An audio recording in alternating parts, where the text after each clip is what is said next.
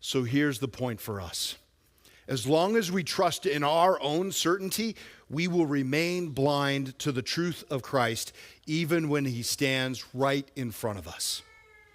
And I have to admit that I, way too often, trust my own instincts over the wisdom of God. And the world is constantly filling you and me with the same lies that we can only trust ourselves, we must put ourselves first, other people can't be trusted, and God is way too abstract to have any direct relevance in my life. Jesus, however, declares that our only hope is in him, and only in him will we find life. The name of God is Yahweh. Yahweh literally translates to I am. I mentioned last week that in John's gospel, there are 7 I am statements where Jesus says, I am the bread of life. I am the light of the world.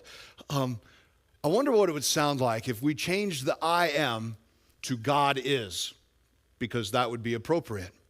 Here's what it would sound like. God is the bread of life. God is the light of the world. God is the gate for his sheep. God is the good shepherd. God is the resurrection and the life. God is the way, the truth, and the life.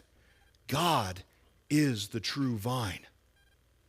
Our existence and everything that brings us to authentic joy depends on God. And what does Jesus say? The Father and I are one. As long as we trust in our own certainty, we will remain blind to the truth of Christ, even as he stands right in front of us. Are you today ready to admit your complete brokenness and absolute need for Jesus? The light of Christ can't reveal our faults if we're not willing to admit that there are faults to be revealed. But the good news is this. The good news is that Jesus is standing right here waiting for us to make that admission. The kingdom of heaven is at hand for each and every one of us. We just need to repent and believe the good news. And as we get to receive that light of Christ into our hearts, then we get to become ambassadors of his.